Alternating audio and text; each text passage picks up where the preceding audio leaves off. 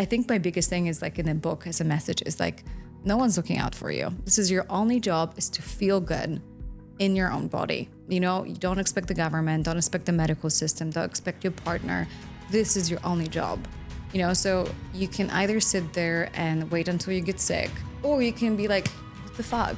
So yes, that was my thing. I was like, what can I actually put together in a book for women that don't have the budget, don't have the money, feel intimidated by all of these advanced hacks? So you share with us some of those biohacks. Yeah.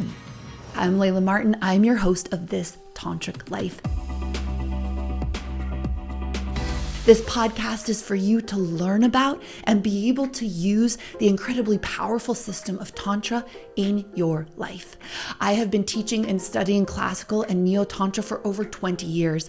And when you apply that to sex, love, and relationships, as I love to do, you end up having conscious relationships, the deepest, most epic and magical sex, and the kind of intimacy that you get to be grateful for on your deathbed. Hi, and welcome to This Tantric Life. I'm your host, Layla Martin.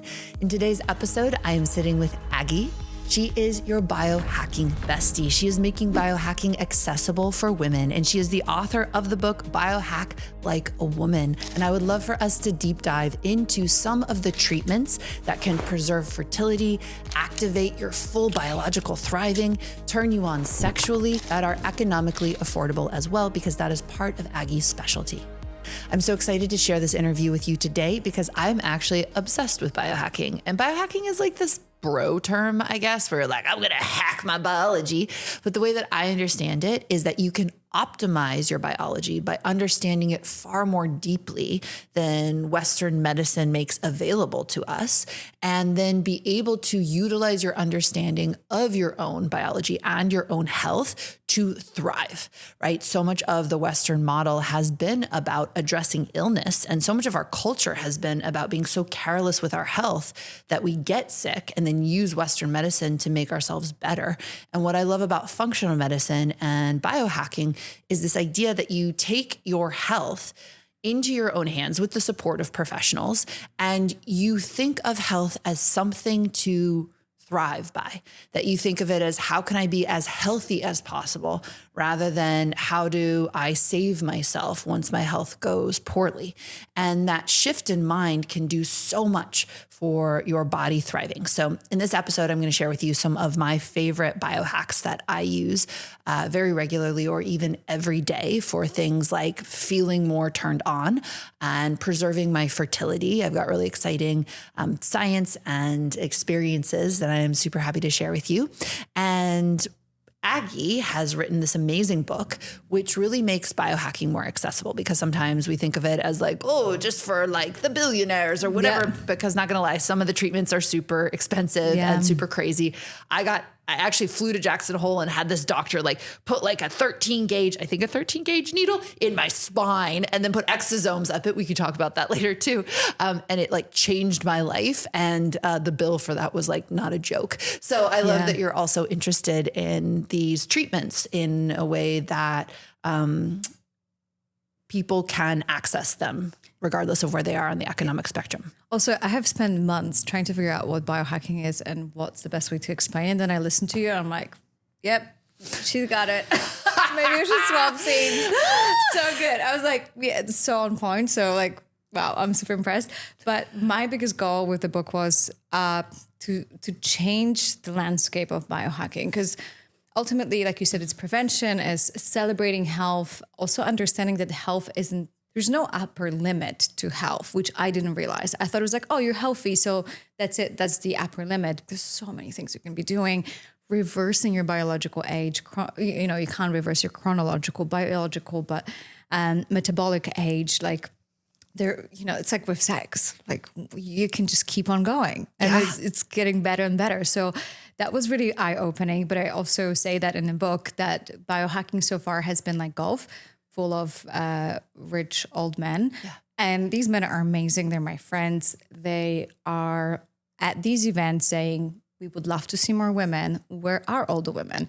Women are more natural biohackers. You know, we have been doing it for centuries. We have been healers. We have been medicine women. We're naturally in tune to to the environment, to our bodies, to looking after our children and trying to figure out like what is going on, more so than men who are a little bit, living in their heads. So we are just better biohackers. And I know it can get expensive, like really, really expensive, like you said. And so I sit down with my team of medical researchers and I was like, what can we do for free to move the needle and actually make people feel better? We're going to be both burping, by the way, this entire interview because we had so much carbonated water. It's not been such a problem before, but in this right now, for some reason, this carbonated water feels extra burpy. Yeah, so like if I stop talking, I apologize, but... let's just burp freely. It's according to Ayurveda, it's the right way to operate is to just burp openly. Yeah, so just so you know. Like in the West, you get it all wrong because you repress all your, you let out your shitty emotions. So you like rage at people on the road and you're like rude to waiters and you're like, just like an emotional, explosion, but you repress your farts and your burps, which is like super unhealthy. You should do it the opposite. You should be refined with your emotions, but burp and fart all you want. Cause it's like, that is also natural. A biohack too. Farting is a superpower. Honestly, if you can get it out, that's way better. You heard it here first. So yes, that was my thing. I was like, what can I actually put together in a book for women that don't have the budget, don't have the money, and don't feel intimidated by all of these advanced hacks. So my biggest dream for this book is to just go to the people that, again, need it the most and kind of just like thrive. That's my, word of 2023. And I really feel like there is honestly no upper limit to how good you can feel. Great. So you share with us some of those biohacks. Yeah. Great. So there's just changing the timing of your food, making sure you support your body in detoxifying, right? So the things that I'm sure you're already doing, but they don't cost a ton of money, living according to your cycle, understanding your cycle and celebrating your cycle instead of just feeling like, oh no, I'm so embarrassed about my period. Up until this day, I go out for dinner with girlfriends to a restaurant and, they hide their tampons in a sleeve. And it's like, I'm so sorry. And I'm like, we should be going like, okay, I'm fertile. I'm going to go to the bathroom and like be proud of it. Or just free bleed.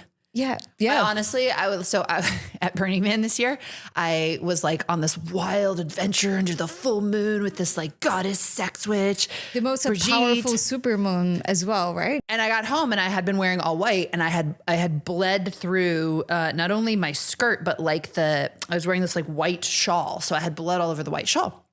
And I was going to meet my friends who run Daybreaker in the morning. It was the Friday, sunrise dance party. Yeah. So Radha and Mickey, right? Daybreaker is Radha's vision and dream, and they do these sober dance parties.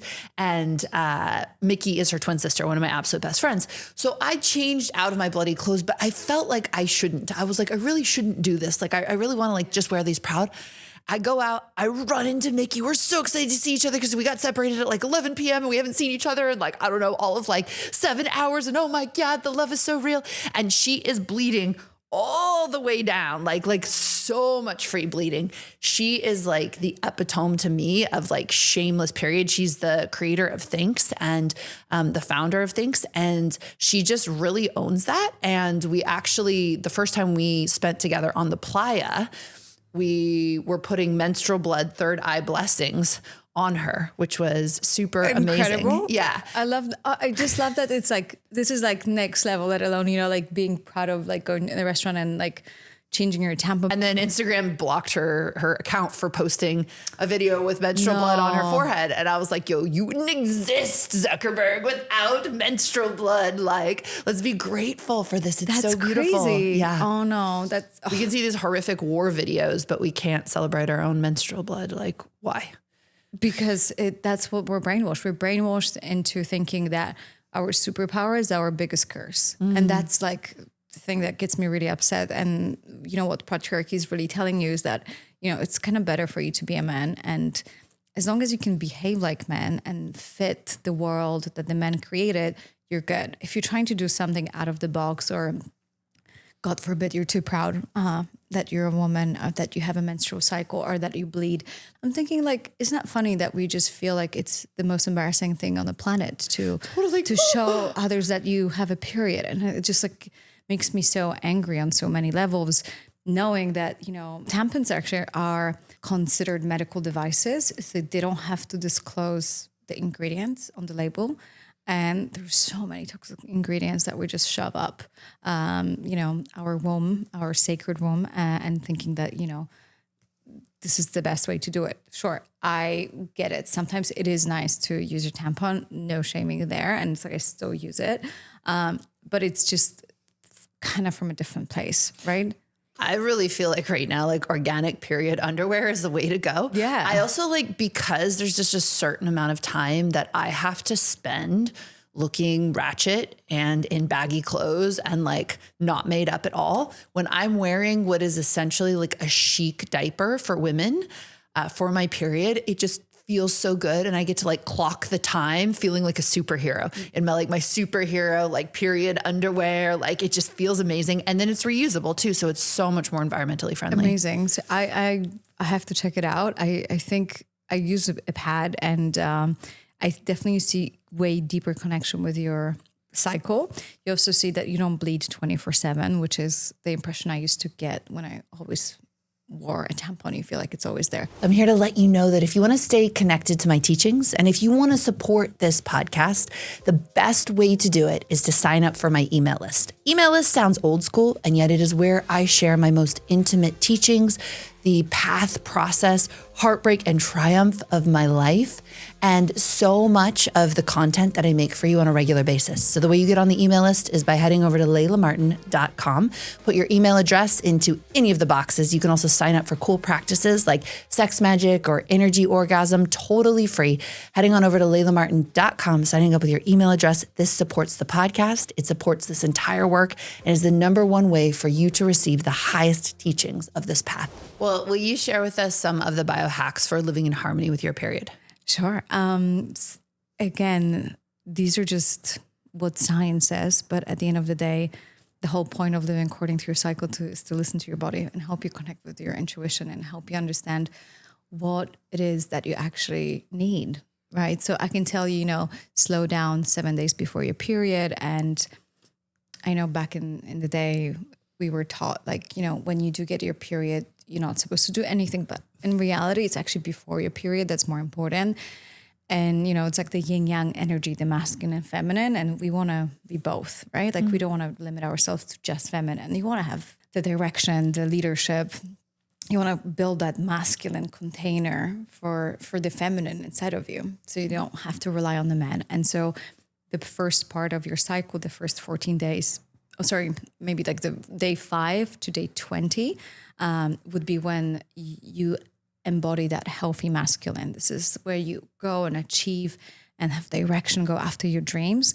And then at day 21, magically, you just say like, okay, and I'm going to fully step into my feminine. And this is for women in 21st century that don't want to just be wives or just be only in their feminine. Like I fucking love working. I don't want to be in the being all the time. It's beautiful. I want to tap into both energy because I want to have a full human experience regardless of the genitals that I was I also don't think it's masculine to pursue your dreams and to get shit done. I think those are old school gender things that came from Victorian era England, where it was like women just sat at home and did nothing, you know? But it's still the prevalent idea. So like, 7 days before your cycle, this is time to surrender and call in ease into your life, right? So instead of pursuing and pushing and scheduling yet another thing, this is like, I'm going to unschedule one thing and connect with myself. Right? This is like, it's going to deep listening versus speaking. Yeah. So around your ovulation and right before your ovulation, you're super charismatic. You're more likely to get a raise. You consider more attractive. Men are more attracted to you. Your pheromones are different. But then before your period, it changes. This is the time for you not to feel like, oh, I'm not attractive. It's like, okay, time to go within. The little Layla inside wants me to hear because I'm so busy talking that I have no time listening. What about little Aggie? Whoever's watching this, it's like, what are you not hearing? And that's 7 days before your period going inside. And I don't know about you, but my best ideas came from stillness, even though I avoided so much. But that's the truth. Like I didn't come from running around. It came from like sitting one day and I was like, oh my God, yes. was always there. I didn't see it. It was so obvious. So it's understanding that we don't have to be it all every single day. It's understanding the cycle, and, at the beginning of your cycle, depending how you feel, between 3 to 5 to 6 days, you can take it easy, but you can go fasting now. It's a great time to go fasting, eat more meat, red meat, change your diet a little bit. And then after day 6, showtime, baby. This is time for you to just really push yourself. Yeah. The simplest way that I've been able to understand it is the female body, or the body that ovulates, is inherently connected to the cycles of life, right? And we have literal moon cycles, right? They go from full moon to dark moon, right? Egg to darkness in the womb, right? And so this means that there is an implicit understanding in our bodies of life, sunshine, expansion, creation, and darkness, emptiness, death. And if I could pin one way in which patriarchal philosophy distorted our experience, it is to prioritize that life over death. We have to make it the only thing, right? The eternal summer, the eternal youth, the eternal wealth, the eternal happiness, right? And what this does is it removes us from being in life itself, because life is cyclical and we need the darkness. The darkness is the night sky. The darkness is sleep. The darkness is rest. The darkness is infinite potential. The darkness is the universe, the goddess herself, ready to birth the new thing, right?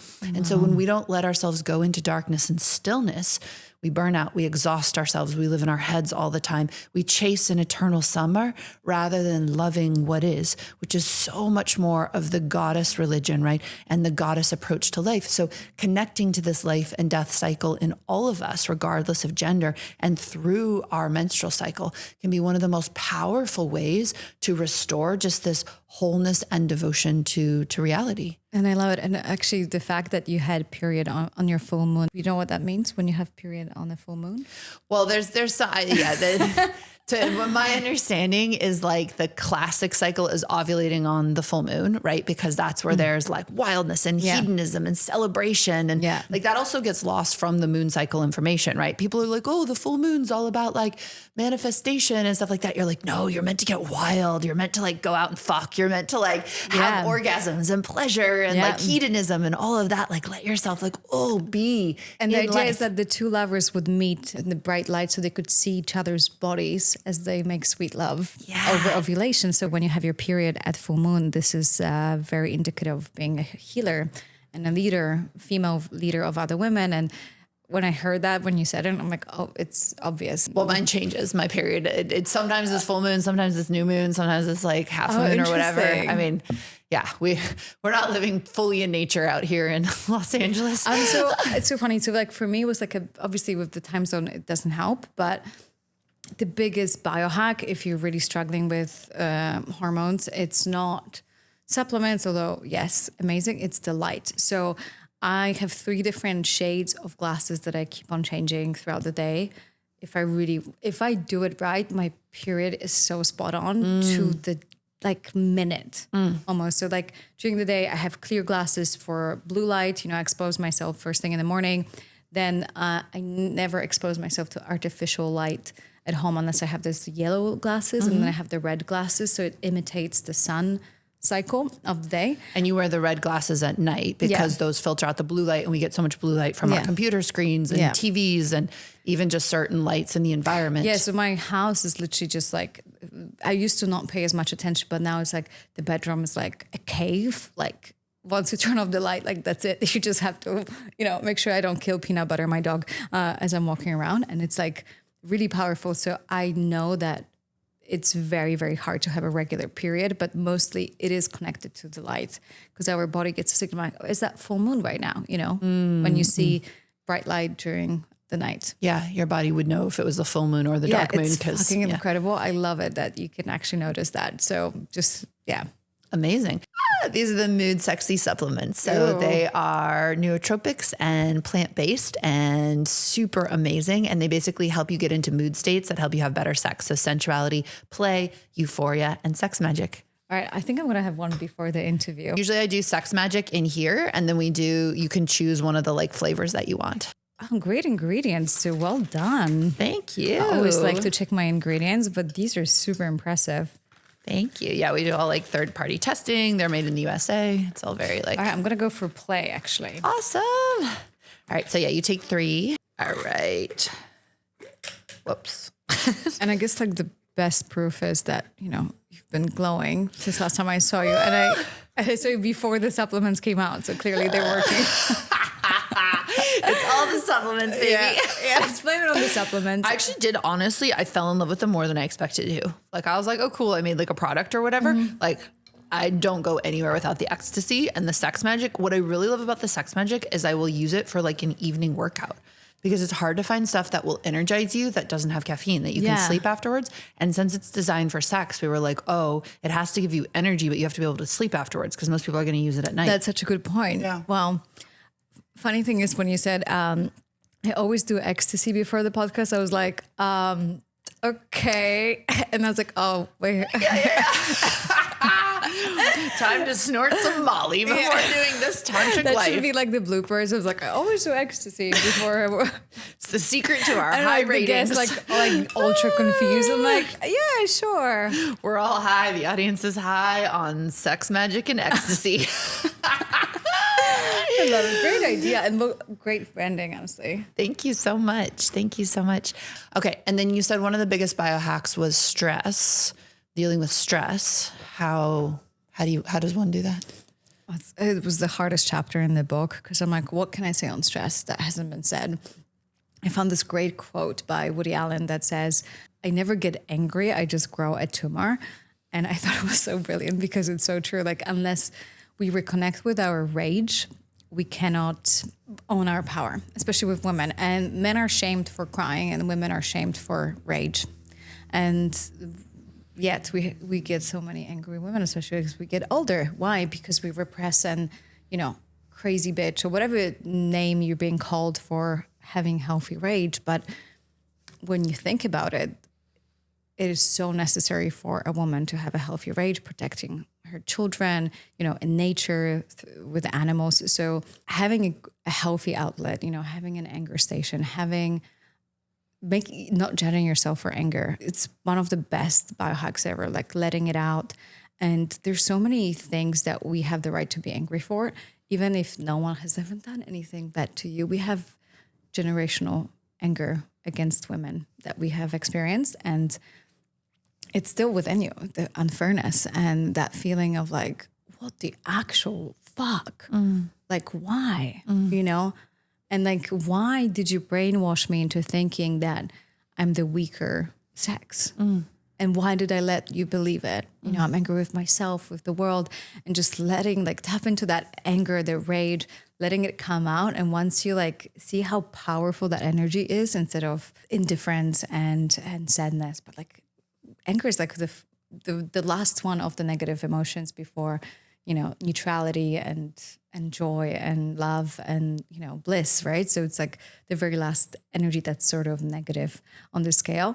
And for me, a lot of stress, like I mentioned to you before we started, that 80% of autoimmune diseases are women, because we're hypervigilant and always worried about everyone else and living in our heads and what they're going to think. Are you okay? Do you like me?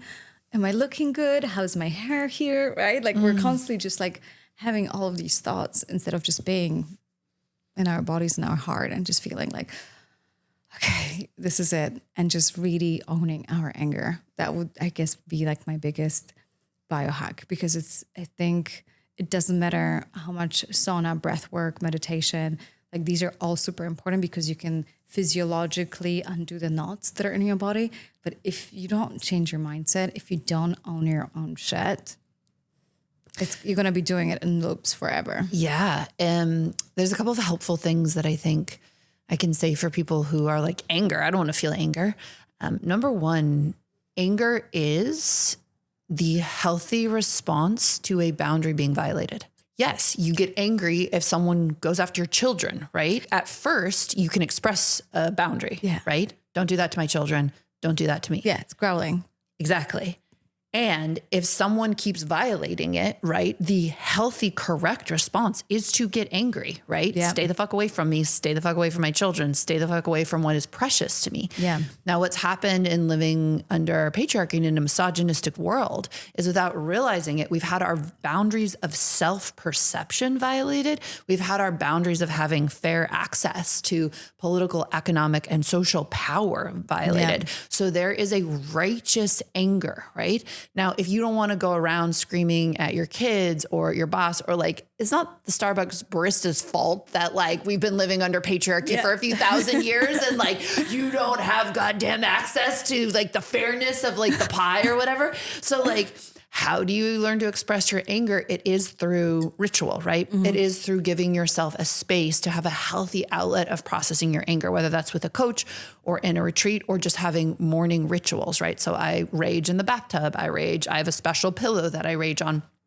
And this actually allows you to complete what's called a stress cycle, which is that if your body feels anger and you don't allow yourself to express it in a healthy way, what will happen is that your body will actually shut down and it will trap the anger inside of you. That becomes an internalized heaviness. And it's almost like you'll be disconnected from yourself, numbed out, and you won't even know why, right? If you think about little kids, they get angry and then it passes, right? Angry and then it passes, right? And you train them, like you don't hit anyone and you don't call names, but like you can scream, you know, if you scrape your knee. What's the message to older women who let their children scream? Can you do something with your child, right? Like, isn't that funny how we have on planes in public places, like, do something about it. He's not supposed to scream. Why does it trigger us so much? Because we feel like we can't do it. Totally. You know, if you were just like, come on, let's do it together. All of a sudden it would be such a healthier society. But why is that screaming 3-year-old so annoying to us? We all know everyone in that plane would love to do a primal scream if they really could. We've all got something going on. That would, can you imagine if it's like, this is such an invitation, but because it's triggering us so much, because it's like, we fucking want to do it. Right. We feel like this is fucking bullshit. Oh, so when you let yourself rage, you actually heal your nervous system. So Emily Nagoski has some great teachings on this of like so much of burnout and so much of shutdown inside of women is actually connected to these unexpressed emotions. And so when you express them ritualistically and let them move through your body, you actually heal your nervous system to come back online and be more vibrant again. That trapped energy then becomes available for aliveness, right? Yeah. It's a form of biohacking, as you're saying, which is incredible. Yeah, I literally say heal your stress with being a bitch, if that's what the world wants, a woman who knows her boundaries. Yeah. So, yeah. I created this mastermind for couples because it is the experience that I wanted for me and my beloved. I was like, where can we learn Tantra together? Where can we become masterful at sacred sexuality together? And beyond that, where can we get the same education in how to communicate at a ninja level, and how to create emotional safety for one another, and on how to heal on the deepest levels whatever wounds keep us from staying in love over a lifetime? That's why I made this mastermind. It is going to be super fun because you get to go on the sexual adventure of a lifetime. I'm talking majestic European castles, beautiful nature experiences where you will be trained step by step in how to create erotic rituals and how to make love in an energetic and advanced spiritual way. It is... You'll also get 6 months of in-person classes on relational skills and tools, and also erotic mastery. Everything from how to touch each other in the most exquisitely sensual way, to how to have the most incredible energy orgasms together, to just how to say difficult things in a deeply loving way. You are going to get the advanced relationship training of a lifetime. If this is something you're interested in, you can go ahead and check it out at laylamartin.com/tantric mastermind. All right. You mentioned you dropped this thing in there of like eating at the right time. Can you share what that is? So as much as science doesn't really want to admit it, you can have a standard American diet and implement a little bit of fasting, eat food in the right order, and lose weight and feel better. And here's the interesting thing. There's 2 ways to go about getting healthy. One is the hard way, the traditional way, which is, for example, you know, like you want to lose weight, but you really still crave that chocolate cake. What do? you avoid it, you remove all the sweets from your house, you use discipline and motivation and pep talk, and you still think about the chocolate cake. You can't really drop it. It's kind of there. Why? Because your biology, you know, you either have a glucose crash, or you have candida, or your leptin and ghrelin, the two hormones that make you feel full and hungry, are out of whack. So your body has a craving, you know, you can be depleted of dopamine. And so it's so hard to work against your biology. You're going to be miserable and it's going to suck for you, and you're going to feel like you're broken and there's something wrong with you. Or you can just say like, I crave that processed food because of imbalance of my gut and all of the things I just mentioned. How can I heal them? How can I support them through amazing supplements? Changing the timing of my food. So if I have some fiber before that chocolate cake and a little bit of protein and fat, it's not going to have a big impact on my sugar levels. So next time I'm going to crave it a little bit less and a little bit less. And so all of a sudden I no longer crave it. And it's crazy that if you have a chocolate cake from a place of craving versus from a place of hunger, it has a much different effect on your body. You know, the dopamine, you know how like, I don't know if you ever experienced it, you have like the first coffee and it's like, oh my God, like you're anticipating the first sip and you're like, wow, it's almost like an orgasm. And you're like, I'm going to have another one, and you have another one, and it's like, the fifth coffee is definitely a letdown. Yeah. So that's the dopamine, right? Like it's the anticipation. And so that's what happens for a lot of people when they have a craving. They have it because they anticipate it, and then they feel shit about themselves. Yeah. And so understanding that and just, hey, it's like, this is biology. This is nothing about you is broken. You're just working against your biology. So why don't we fix all these hormones through fasting for at least 12 hours? If you are before your period, don't fast. If you're during your period until day 21, go, with a small exception of ovulation. Fast for a day or two. Help your body go into autophagy. I call it the Marie Kondo of our body. Just basically you go with a little broom and kill all the zombie cells that are in your body. You feel better. Like all of a sudden, just changing the timing of your food helps. You'll crave better food. There's no freaking way. If you feel better, you will crave better food. And I think we've all been there, right? Like, I'm sure you eat super healthy and then you start traveling, have a little bit like not so healthy meals at the airport, and you notice that you tend to crave them more, right? Isn't that funny? So that's the whole point. Like you can do it the hard way, or you can just fix your biology, and being healthy is not question of willpower or discipline. It's meant to be fun. Yeah, we can throw off our biochemistry super easily, right? Yeah. I don't say this to like shame anyone or tell anyone how they have to be or make anyone feel bad about themselves. Like everyone's got their own journey with food, their own relationship to food. But I have not had white or brown sugar. Basically, I have not had processed sugar. I'll eat sweet things. I'll eat dates. I'll eat honey, stuff like that for 16 years. And what's interesting is that I do not have the genes to look youthful, right? And my biological mother and father, neither of them are like super youthful, super young looking. It's actually my stepfather's family that has this like ultra like young gene. But turns out, even with my genes working against me, and yes, there's been some help with Botox for sure. And still like I look and feel younger than my biological age. I am actually younger on all the tests than my biological, like you said, your biological age test, right? Yeah. And so it's super hard to do, by the way, guys, just so you know. So, well, Mickey is 10 years younger than her biological age. I was 6 years younger, but I got tested while I had the flu. And so my inflammation was off the charts. So I actually think I would be even younger. Yes, I'm going to retest. 100%. Yeah, because I had a lot of weird markers. I didn't realize I had the flu. I got the flu 2 days later. So I went in while I was like in peak kind of whatever. I like felt bad for the nurse, but like you don't know when you're pre-symptomatic. So anyways, I really attribute that to diet, because I remember wanting sugar when I was young. And what would happen was I would quit sugar and it would take 3 weeks to not want it, like 3 weeks. And now people are like 16. How did you go 16 years?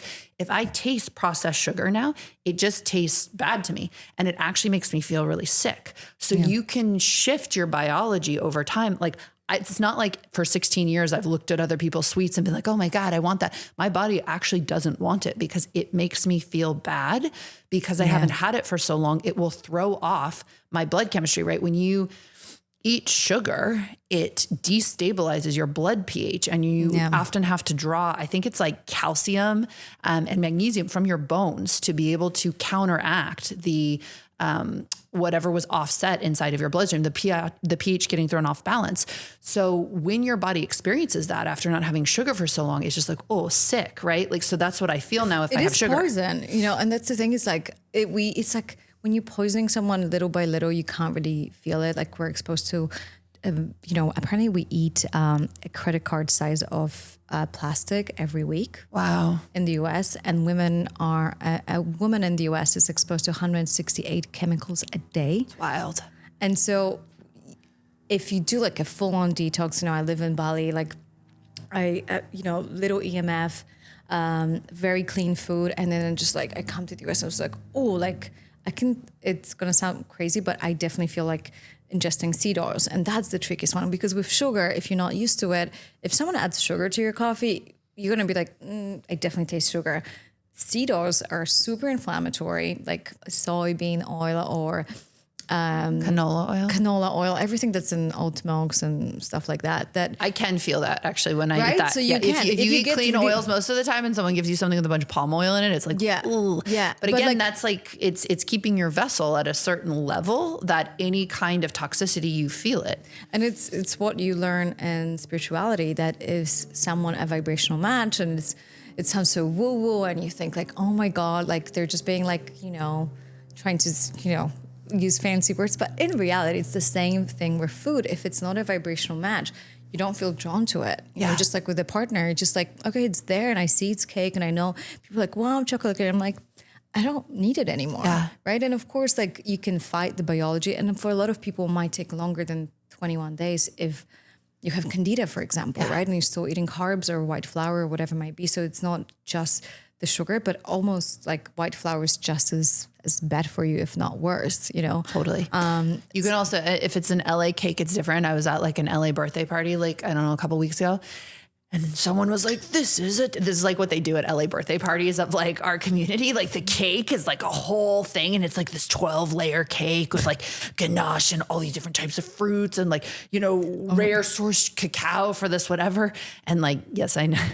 I realized that I not only sound privileged, but am privileged. And like, yes, these are the cakes. And the woman is like, it is nut-free. It is dairy-free. It is sugar-free. It is gluten-free. It is vegan or whatever. And the woman next to me goes, what's in the cake? And it was so good. So like that cake, it's also like, I say this, and you can also, there are treats available. And you can also change your relationship to food, that food isn't about treating yourself. Food is about thriving. And I would, just to finish that thought, I would attribute the vast majority of the way that I look to two things. One, having active Kundalini from a very young age, which is preservative, I believe, to have that much energy activated in your system. No, sorry, three things. The second thing is absolutely diet. And also I learned to fast after 3 or 4 p.m. Where's the orgasm? Wait, I'm getting there. I'm getting there. That's your superpower. I'm sorry. So I learned, I started doing Vipassana very young, and you don't eat in the evenings in the advanced courses. So I learned how powerful that was. So also starting in my 20s, I would usually naturally fast before all the science came out. Like you were saying that like when you fast, your body actually cleans all the debris in your system. It detoxes, it goes through and cleans the cancer cell. Like, you're actually, little cells are going cancerous all the time in your body, and your immune system clears them, right? So you're keeping yourself at this thriving ability. So I've probably done intermittent fasting for about like 12 to 16 hours most days of my life since I was in my early 20s, right? But the science knows that it's better to skip dinner than breakfast. It's just culture, it's harder because we got food dinners, but it's so funny that you do that because it's so rare. I try to finish my dinner by 4:35, and it's hard. Socially, it's very hard. It's also hard when you have a partner, and your partner, like, if you, I will say, especially if you have a male partner. I don't know if I don't have enough experience with long-term female partners. I just have female lovers, but like my boyfriends love to eat dinner, you know? Yeah. And you're just like, it feels so lame to me on a date and being like, no, I'm not going to eat or whatever. And then there's all this cultural baggage around like, she's not eating. What's wrong with her? You know, like blah, blah, blah, blah.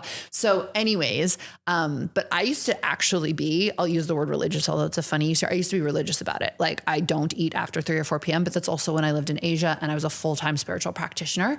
So that has been super healthy. But as you were saying, the third thing, joy and orgasm.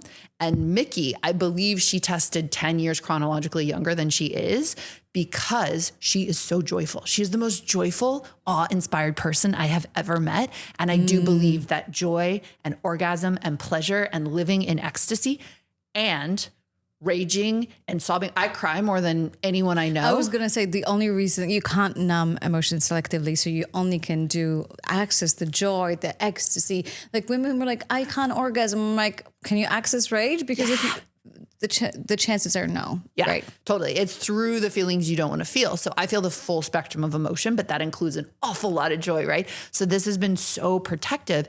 And what's interesting is most of those things that I just listed, you can do low cost, but I will say the most tragic thing about the way our society is set up is that the driving harshness of most people's lives and how much they have to work and how soulless and harsh the world can be deprives them of the ability to live like that. Yeah. And you need to overworked people to a point where they stop asking questions. Yeah. Because there is that, once you access that rage, you're dangerous. So we're all on this autopilot, overworked. And, you know, I've been there. Like most of my 20s, I don't really remember because I was trying to finish my university and get my master's degree while working 2 jobs to pay for it. You know, it was tough. Like you don't have time to think like, wait, maybe there's another way, because you just think that's the right thing to do. And I will encourage my children to never go to university, which is so funny. I'm like the opposite. I was like, no, like explore the world. You really don't need someone, the world's validation, you know, to do X, Y, and Z. Of course, they probably will decide to be a lawyer or a doctor because, you know, that's the very thing you don't want for your children. They become. So I have to embrace it. But at the same time, it's just like, I wish we were encouraged to just feel all of that. Right. Like there is a world in which it's not a privilege to feel joy and pleasure, right? Yeah. Those things actually don't cost anything, but the cost of modern life and the cost of a brutal soulless capitalist system absolutely does make joy and pleasure expensive in a way, right? It's wild that we still live that way. And it really shouldn't be like that, right? Access to healthy food. You can grow gardens, right? Like one of my friends, like his whole service to the world is teaching people to grow their own gardens. And then you have, yes, it's a time investment, but your food is super cheap, right? Yeah. And so there's all these ways in which we could make thriving and biohacking accessible to the culture and not so privileged. There's a reason as well why it's like white billionaires and, you know, female entrepreneurs like you and me. It's also like we have this privileged time and space where like my soul isn't getting sucked by my job every day, you know, and I am not just struggling to stay alive. So I'm like, gee, maybe I should do this fancy thing and stop eating after 4 p.m., you know, fat, you know, but that shouldn't be a privilege. And I think that's the thing is people can be like, Layla, you're so privileged. I sure as shit am. And those things should not be a privilege, right? Yeah. Everyone can have access to them. Like an orgasm is totally free, but the way our lives are fasting, shaped, right? Yeah. And so I think that was like my biggest thing with the book. Like it's so easy, you know, to say like cold plunge and cold plunge $7,000 and sauna is another $7,000. Wait, you're not doing any of these? You know, I feel bad for you. Yeah. Or you can just like sweat in the sun, take a cold shower, you know, get some ice. Like there are ways. You can Andrew Simpson it, which again, this is, I'm not, he would drag. So Andrew was into ice baths before it was like an Instagram meme and before all the bros were into it. This is like 2014. So we lived on the 3rd floor studio apartment in Venice, right? And we had we had no private space and we had one bathroom between us with a bathtub. So he would lug bags of ice from like the corner store, right? So like $1.89 for a bag of ice. And he would dump it into the bathtub and sit in the ice bath and like measure the water or whatever. He was like that committed. And, you know, also. But that's the thing, is like, you can do these things, right? Yeah. Like you sure, like it's nice that it's plugged in and it's fancy and whatever, but like we forgot that in the pursuit of calling it biohacking or looking cool, like all we really do is imitate nature with biohacking. Right. Or like in Sweden, they just jumped in the lake. You can do all of that, or you can live off land. You know, when I say like eat seasonal and local, and yes, everyone is expensive, but grow your own garden, right? So it's an alternative. It's a trade-off. And I think I really like what Tony Robbins says, that it's like there's always a choice. There's always a third choice. Totally. And a lot of times when we live in the city, it seems like, I really need this because I have no choice because I have a family. I'm like, but you are choosing to live in a city. And that's the payoff of that. And maybe that's the best decision for you and your family. But you have to understand that there is an alternative. There's more and more people living in Costa Rica, in Middle America, where making $30K a year is enough, you know? Yeah. And in LA, that's just not enough. Let's just put it that way. There's options. Yeah. So I would love to share then some of my favorite biohacking things, all of which are significantly more expensive than yours.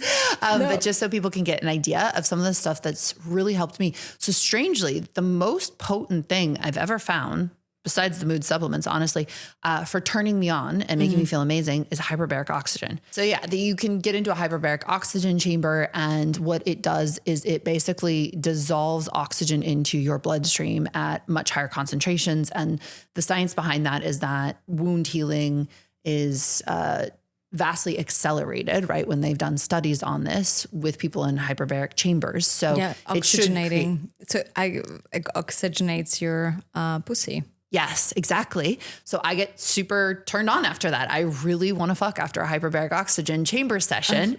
And yes, it oxygenates your pussy and like, whoa. Yeah. So that's amazing. NAD. So it's usually NAD plus, right? Because it's what would that be? An oxidized version of it? But like drawing on my like old science studies. This is a form of vitamin B, if I'm not correct, that actually helps rebuild your DNA.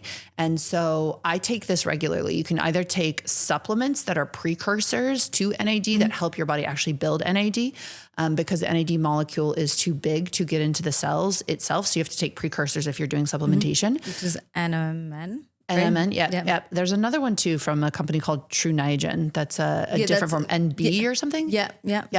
And the science behind that is amazing. But one of the most exciting things is a study on mice that I believe came out of Australia in about 2020, where they supplemented mice with NAD, and their ovarian age reversed. So it didn't just stall the decline of ovarian quality, it actually reversed it.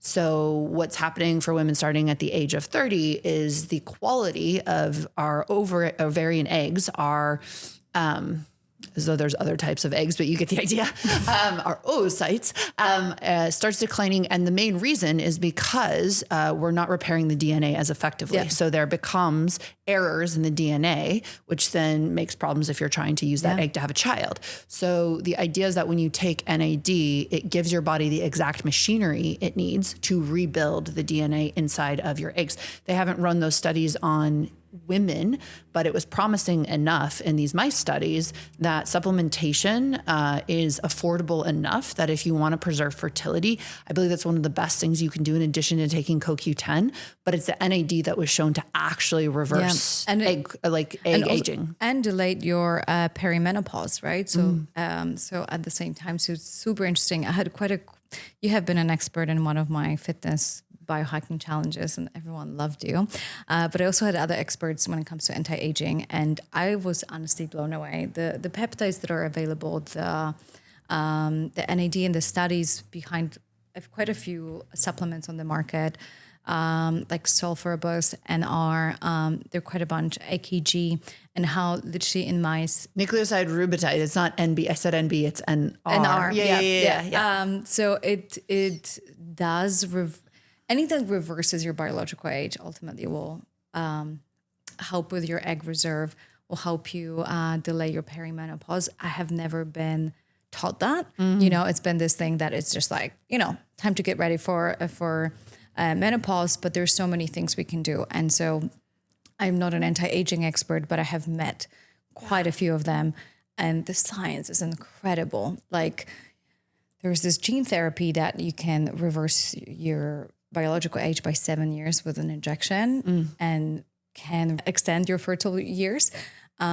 So it's just so exciting. What shot is that? It's gene therapy. Okay. Yeah. So it's not legal in the US, but it's something that Brian Johnson did recently. And it's the good thing about, I live between LA and Bali, and Asia is way more open about all of the science advancements. I think in the US, anything that's actually working, making people feel better gets banned because, you know, it threatens the big pharma. Oopsies. But in Asia, it's like way more open. You know, Thailand's one of the first like medical destinations in the world now.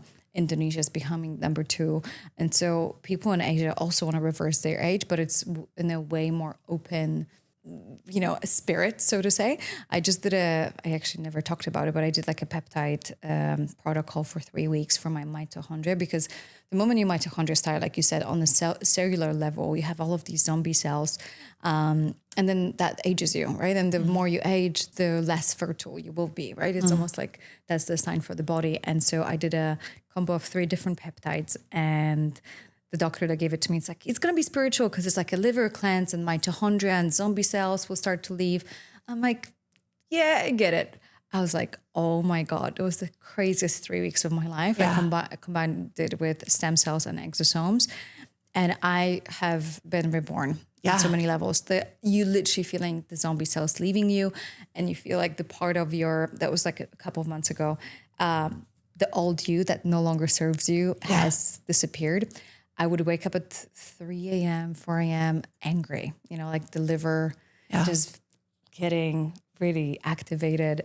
It was incredible. And I was like, fuck, like my first impression was like, I want to share this with my mom. There's so much we can do for our parents and for ourselves that is not mainstream. And I was trying to Google, I was trying to find this information, and it is being I'm not going to say it's blocked because I'm going to come across as a conspiracy theorist, but let's just say it's not being promoted. And so it's like, I think my biggest thing is like in the book as a message is like, no one's looking out for you. This is your only job, is to feel good in your own body. You know, you don't expect the government, don't expect the medical system, don't expect your partner. This is your only job, you know? So you can either sit there and wait until you get sick, which most people do, including myself, because I like, oh, whatever, you know, or you can be like, what the fuck, you know, like time for me to take ownership and step into my queen energy and not wait to be saved by Prince Charming, being like, I need to figure this shit out. You know, I have this line of beautiful, like lineage of people, and my ancestors, they count on me to heal the generational trauma. And I have the awareness, I have access to conversations like this, that I will take accountability and ownership of that transformation. And I need to create this beautiful temple for my body to experience all this. So. Right. So I'm going to define a couple of those things that you mentioned really quick for people listening, so they just understand what's available. And then I want to add to that point really quick before we wrap, which is, peptides are factors that you can put into your body that change the way your body makes proteins, basically. So you have 7,000 peptides in your body. Yes. It's just like you can supplement them because you produce them less and less as you age, right? Yes. So you can. But what you're essentially doing is that you can enhance certain proteins inside of your body that are responsible for different mechanisms in your body, right? So there's, out of all of these peptides, I guess there are like 100 available on the market that we were able to put in a little bottle. And some of them support healing. Some of them support the human growth factor, which again, delays your menopause. So it's exciting. Yeah. Stem cells, obviously, you can inject into your body. Those are also highly rejuvenating. And those are cells that haven't yet differentiated into specific types of cells. So the idea is that produces like a reset inside of your body. Exosomes actually come from the placenta usually. Yes. And so they're supposed to be even less undifferentiated and provide even more rejuvenation. I'm not sure that I've actually gotten exosomes, but... So they're even less studied, right? So it's like probably it's even harder to find enough information, and we don't really know yet. So the way I had it done is through an IV. And the idea is that they're intelligent enough, they go to the area that you need the most, which some people are skeptical about, but I did it because I was like, oh, you know, I'm 37 this year. And, you know, I want to make sure that, you know, by the time I get pregnant, I have the healthiest, more vibrant pregnancy I can have. Yeah. And obviously at 37, it's not exactly normal to do that. And so I wanted to do that, but like my arm really hurt. And I was like, wow, that's so weird. Like it hurt the entire like 3 weeks. And then I had a car accident in Australia when I was 18 years old. And I couldn't feel my arm. I lost the nerves and I wasn't able to feel my arm. I wasn't able to touch it. I didn't have the full range of motion. And after the end of the peptide therapy, I am back to feeling my arm again. Yeah. It's amazing what can happen with these treatments. And there's such a deep psychosomatic intersection with health, exactly as you were talking about. So I referenced at the very beginning of the podcast, right? Fleta Jackson Hole saw this great doctor, Allison. Yeah, I want to hear that. Mulcahy. I think that's right. She calls herself a witch doctor. So I think of Allison, the witch doctor. And so she was doing this treatment. Again, it's experimental, right? Like I'm entering, she is a licensed doctor. She has done many, many, many of these treatments. And still it's like, you know, it's wild, wild west in some ways. So you have to make sure you're working with a great practitioner. You do your own research, 100%. you like all of that, right? So she basically took like a big needle. Like, you know, you have like those little needles that you like, you can inject an ID with for like diabetics or whatever. And then there's like big ass medical needles. So she like takes a big ass medical needle. And the idea is that they inject it in such a way, again, using like ultrasound so they can see your nerves and like, it's really specific, right? Like buyer beware. And she injects liquid so it gets the ganglion to release. So the end of the nerve cell to actually release. And so she did this at my tailbone. So my tailbone, like basically I couldn't feel the needle because I was given localized anesthesia. So I was awake. And as she did it, I had the most primal release of sadness I've ever had. No story, just sobbing, howling. It felt like lifetimes. Of pain just shedding out of my body from one needle prick, right? Like it was so intense to have right around my tailbone release like that. And that's such an area of power, of Kundalini activation, of, you know, sensuality, sexuality. And she did releases along my groin as well for the pelvic nerves and just the same primal sobbing on each one. This is someone who's already super connected to her emotions. Imagine what would mean for a lot of people that can't access the sadness. Totally. And what I realized was there is a way in which our body is physiologically holding on to trauma and holding on to the past. And sometimes only physical interventions, right? Working with your hormones, working with your biology, working with your physiology will create the release. Doesn't matter how much meditation you did, how much energy practice you did, how much plant medicine you took. Like there's this physical component. So I am a huge proponent of these practices becoming more mainstream so that people can get this level of healing. Cause guys, like the planet's on fire. People are in so much fucking pain. Like, what are we waiting for until we make these things like one of the most important on the list of like, how do we save humanity, right? How do you release your trauma? How do you get super healthy? How do we make all of this available to everyone on the globe so we can be the best version of ourselves?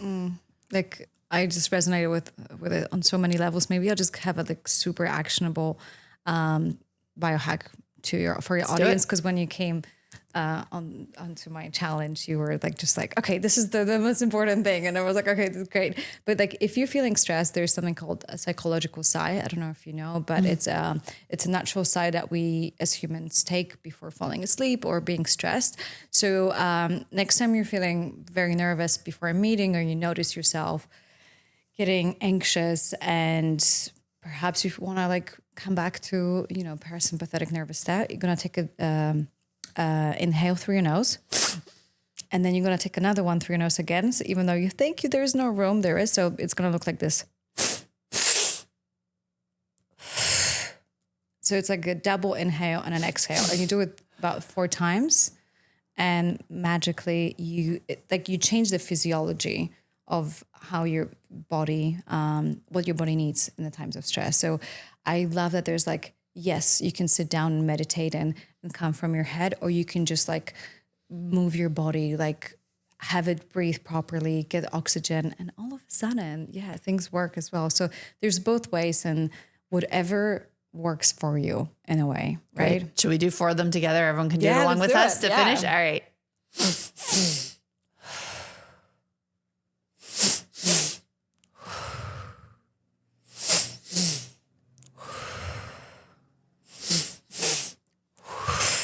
Oh, so good.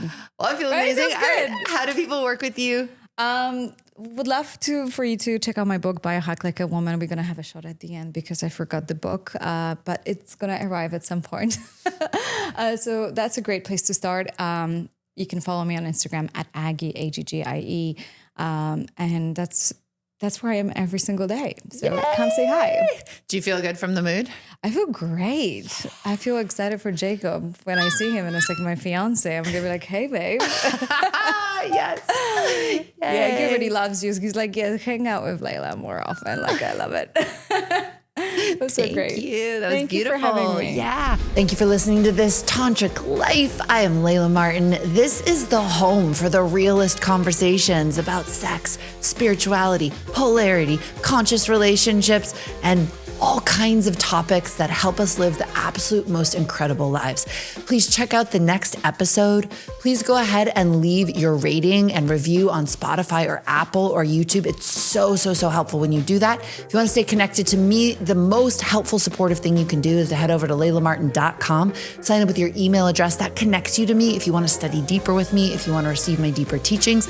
I do it predominantly via email. Finally, you can check me out on Instagram at @the Layla Martin. And thank you so much for being here.